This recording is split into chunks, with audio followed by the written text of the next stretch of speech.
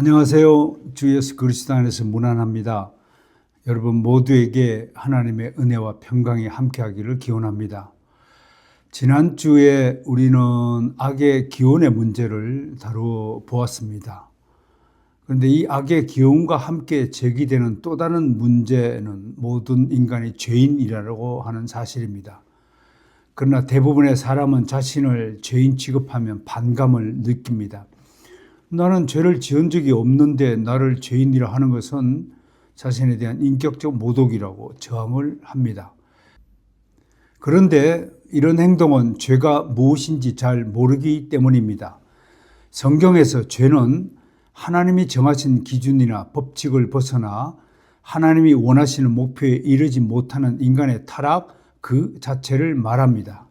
죄라는 용어로 사용된 고대 그리스 하마르티아는 원래 관역을 빗나가다라는 뜻인데 여기서 우리는 죄의 본질적 특성이 하나님의 뜻을 벗어난 행위임을 알게 되고 타락한 인간은 그 누구도 자기 힘과 능으로 하나님의 뜻을 이룰 수 없으므로 인간은 모두 죄인이 된다는 것입니다.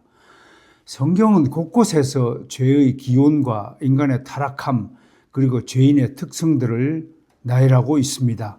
대표적으로 로마서의 몇 구절을 보면 우리가 얼마나 지독한 죄악에 물들었으며 부패하고 타락한 존재인가를 여실히 알게 됩니다. 로마서 1장 29절부터 31절에는요. 죄악의 종류를 사도 바울이 무려 21가지 이상을 나열하고 있습니다.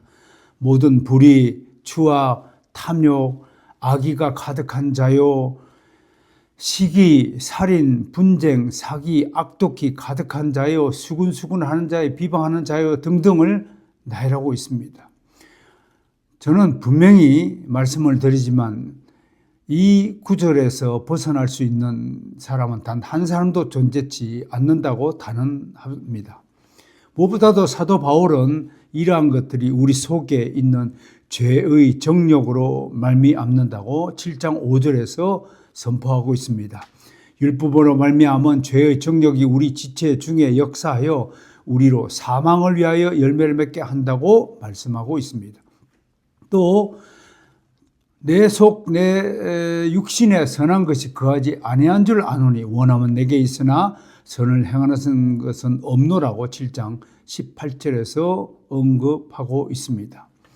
그러나 인간은 왜 죄인인가 하는 이 질문은 단순한 도덕적인 질문이 아니라 기독교의 존재 자체를 가늠하는 중차대한 교리적 문제이자 신학적 문제라고 할 것입니다.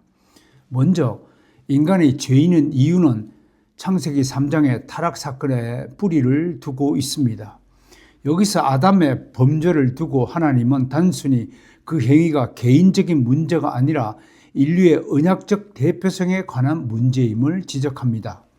즉 아담의 불순종은 아담 개인의 것이 아니라 그가 인류를 대표하는 자이므로 인류 전체의 불순종이 된다는 것입니다. 이것을 신학적으로 우리는 대표성의 원리라고 부릅니다. 다음으로 신학적으로 아담의 죄를 우리는 원죄라고 부릅니다. 이것은 인간 본성의 전적인 타락과 부패의 문제와 직결됩니다. 개혁신학에서는 1619년에 도르트 신조에 의거하여 이것을 전적 타락으로 규정합니다. 이것은 인간은 지, 정, 의의 모든 부분이 타락하고 부패하여 하나님께 스스로 나아갈 능력이 없다는 것을 의미합니다. 여기서 인간의 타락에 대한 논쟁이 있습니다. 개혁신학은 인간은 원죄와 함께 영적으로 사망했으며 이로 인해 전적으로 타락한 인간은 선을 향한 올바른 선택의 능력이 없다고 선언합니다. 환자로 치면 식물인간에 해당하겠지요. 그러나 어떤 부류는 사람이 정말로 죄인이긴 하지만 그럼에도 그 안에 선한 점들이 있다고 주장합니다. 다시 말해서 적어도 하나님을 찾고 선택할 수 있는 어느 정도의 능력이 우리 인간 안에 남아있다고 보는 것입니다. 그런데 이들의 문제가 뭘까요? 이들은 선하거나 능력이 있다는 기준을 항상 인간적 차원에서 둔다는 데 있는 것입니다. 물론 우리가 보기엔 우리 사람의 눈에는 어느 정도 선한 사람이 있을 수 있습니다. 선행으로 많은 사람이 감동을 받고 존경의 박수를 보내기도 합니다. 그러나 성경은 한 사람도 의인은 없다라고 선언합니다. 왜 이런 주장을 하는 것일까요? 그것은 바로 옳고 그름과 선과 악을 판별하는 기준이 우리한테 있는 것이 아니라 하나님의 절대적 기준에 있기 때문입니다. 사도 바울은 이 사실을 두 구절을 통해서 선포하고 있습니다. 로마서 3장 23절에서 모든 사람이 죄를 범하였음에 하나님의 영광에 이르지 못한다라고 하였고요. 또 4장 2절에서는 아브라함이 행위로서 의롭다 하심을 받았으면 자랑할 것이 있으려니와 하나님 앞에서는 없느니라 라고 단언하고 있습니다. 요점은 사람들이 우리에게 아주 선하게 보이고 또 실제로 인간적 기준으로 선할지 모르지만 그럼에도 불구하고 그들은 하나님을 기쁘시게 하는데 실패하고 구주를 필요로 하는 자들이라고 하는 것입니다. 그러므로 우리는 우리의 선함을 하나님의 선하심과 혼동해서는 안 된다는 것입니다. 일찍이 예레미야 선지자는 만물보다 거짓되고 심히 부패한 것은 마음이라 누가 능히 이를 알리오라고 슬퍼했습니다. 또 시편 기자는 5장 9절에서 그들의 입에 신실함이 없고 그들의 심중이 심히 악하여 그들의 목구멍은 열린 무덤 같고 그들의 혀로는 아첨하나이다 라고 했고요. 14장 3절에서는 다 치우쳐 함께 더러운 자가 되고 선을 행하는 자가 없으니 하나도 없다고 선포했습니다. 예수님은 어떻게 말씀하셨습니까? 사람의 부패에 대한 근본적인 말씀을 요한복음을 통해서 일일이 지적하고 말씀한 바가 있습니다. 육으로 난 것은 육이요 영으로 난 것은 영이니라고 하셨습니다. 다시 말해서 예수님은 전적으로 타락한 인간의 상태를 육적 존재라고 규정하고서 이들의 특징을 계속해서 나열하십니다. 5장 40절에서 내게로 오기를 원하지 아니한도다 라고 하셨고요.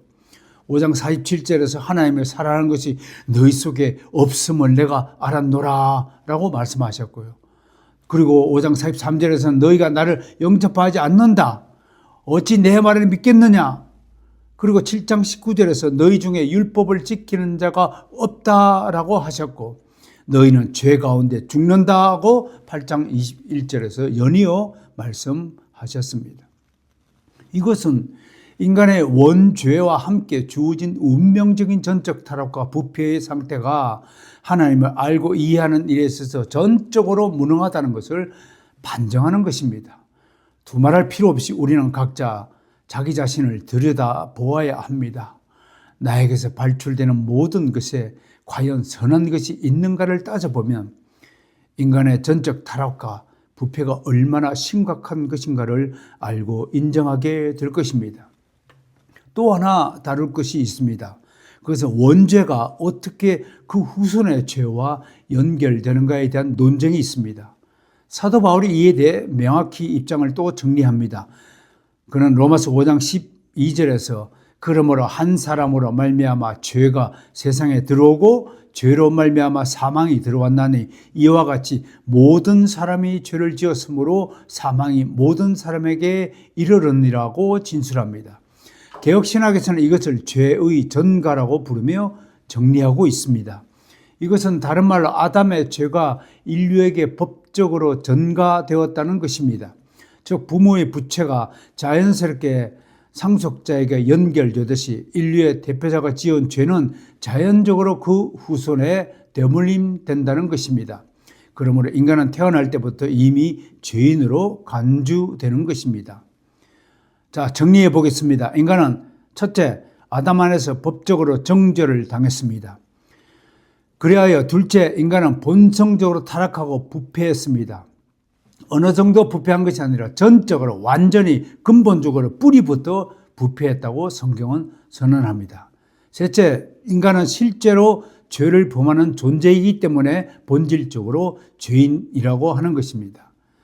저는 원죄 아래 태어난 인간의 상태를 네 가지로 요약합니다. 첫째, 악의 충만입니다. 하나님은 모든 사람이 악하다고 판단하시고 노아 홍수 심판을 단행하셨습니다. 둘째, 선행 불력입니다. 아무리 선한 일을 도모한다 해도 하나님의 선하심의 기준에 이르지 못하는 존재입니다. 셋째, 신법 저항입니다. 타락한 인간은 모든 방식과 상황과 방향에 있어서 하나님의 법을 무시하거나 위반합니다. 마지막 네 번째로 자력, 구원, 불능으로 저는 정리합니다. 타락한 인간은 완전히 의식을 잃은 채 산소호흡기를 끼고 있는 중환자와 같다 하겠습니다. 그는 스스로 하나님이 내미는 구원의 손길을 잡을 수 있는 능력도 힘도 없는 존재입니다. 이 네 가지 사실을 인정할 때 그것이 바로 성령 하나님이 당신에게 은혜를 베푸셨다는 내적 증거가 됩니다. 다시 말해서 당신에게 믿음의 선물이 주어졌다는 것입니다. 이 믿음을 선물로 받은 사람만이 자신의 죄를 깨닫고 회개하는 것입니다. 그러므로 자신이 죄인임을 깨닫는 것보다 더 큰 은혜는 없을 것입니다. 할렐루야! 내게 하나님을 알고 믿을 수 있는 은혜를 베푸신 하나님께 영광을 올려드립니다. 다음 시간에 뵙겠습니다. 감사합니다.